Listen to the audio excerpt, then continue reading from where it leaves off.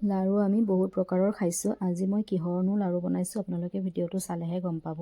চাওকচোন লাৰুকেইটা কিমান ধুনীয়া হৈছে আৰু ভিতৰৰ পৰা কিমান কোমল হৈছে, দেখিবলৈ ধুনীয়া লাগিছে। আৰু এয়া চাওক, মই আজি বনাইছোঁ মচুৰ দাইলৰ লাৰু। দালিখিনি মই প্ৰথমতে আধা ঘণ্টামান সময় ভিজাই ৰাখিছিলোঁ আৰু অলপ অলপকৈ মিক্সি জাৰত দি পেলাই মই এইখিনি পেষ্ট কৰি লৈছোঁ। এনেকৈ পেষ্ট কৰি লৈছোঁ, ধুনীয়া এটা পেষ্ট। আৰু তাৰপিছত গোটেইখিনি পেষ্ট কৰাৰ পিছত বাতিখনত অজৰাই লৈছোঁ।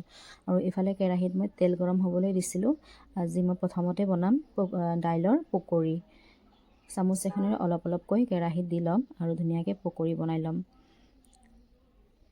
আৰু কোনে কোনে দাইলৰ লাৰু খাইছে, মচুৰ দাইলৰ লাৰু, মোক জনাবচোন। খাবলৈ কিন্তু খুবেই ধুনীয়া হয়, গমেই নাপাব এয়া মচুৰ দাইলৰ লাৰু বুলি। আৰু এইখিনি মই ধুনীয়াকৈ অলপ অলপ ৰঙাকৈ ফ্ৰাই কৰি উঠাই লৈছোঁ। আৰু ইমান ভিতৰৰ পৰা মচমচীয়া হ'ব নালাগে, ওপৰৰ পৰা অলপ মচমচীয়া হ'লেই হ'ল। আৰু গোটেইখিনি ফ্ৰাই কৰি ল'ম মই এতিয়া। আৰু ঠাণ্ডা হোৱাৰ পিছত মই এনেকৈ ভাঙি পেলাই টুকুৰাকৈ মিক্সি জাৰত আকৌ দি লৈছোঁ। দি পেলাই মই এইখিনি গুড়ি কৰি ল'ম। আৰু সোৱাদৰ কাৰণে মই এটা ইলাইচিও ব্যৱহাৰ কৰিছোঁ ইয়াত, খাবলৈ টেষ্টটো আৰু বেছি ভাল লাগে। এতিয়া মই গোটেইখিনি গুড়ি কৰি থাল এখনত অজৰাই লৈছোঁ। দেখিব পাৰিছে আপোনালোকে, চুজিৰ নিচিনা হৈ গৈছে। এনেকৈ গোটেইখিনি মই গুড়ি কৰি ল'ম। আৰু ইফালে কেৰাহী এখনত মই 2 কাপমান চেনি দি দিছোঁ আৰু 1 কাপমান পানী দি পেলাই এটা ঘোল ৰেডি কৰি ল'ম লাৰুকেইটা বনাবলৈ।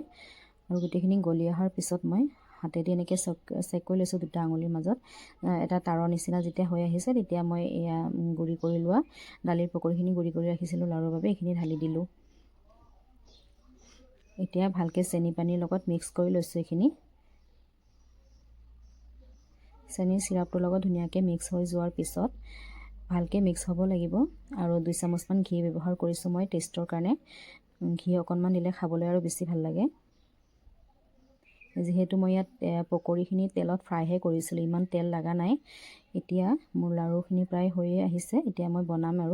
আৰু এতিয়া মই কেইটামান কাজু একদম গুড়ি কৰি কাটি ৰাখিছিলোঁ আৰু অকণমান ক'লা কিচমিচ কাটি পেলাই ৰাখিছিলোঁ, এইখিনিও দি দিলোঁ। দি পেলাই ভালকৈ মিক্স কৰি ল'ম এতিয়া। আৰু মিক্স হৈ যোৱাৰ পিছত মই হাতত অকণমান ঘি লগাই পেলাই লাৰুখিনি তৈয়াৰ কৰি ল'ম। আপোনালোকেও ঘৰত ট্ৰাই কৰিবচোন, খাবলৈ কিন্তু খুব সোৱাদ হৈছিলে। কোনেও ধৰিব পৰা নাই মই এয়া মচুৰ দাইলৰ লাৰু বনাইছোঁ বুলি। সকলোৱে কৈ আছিলে চুজি লাৰু বুলি, কিবা বেলেগ কিবা কিবি কৈ আছিলে। চাওকচোন কিমান ধুনীয়া হৈছে লাৰুকেইটা। খুব সহজতে আপোনালোকে বনাব পাৰিব।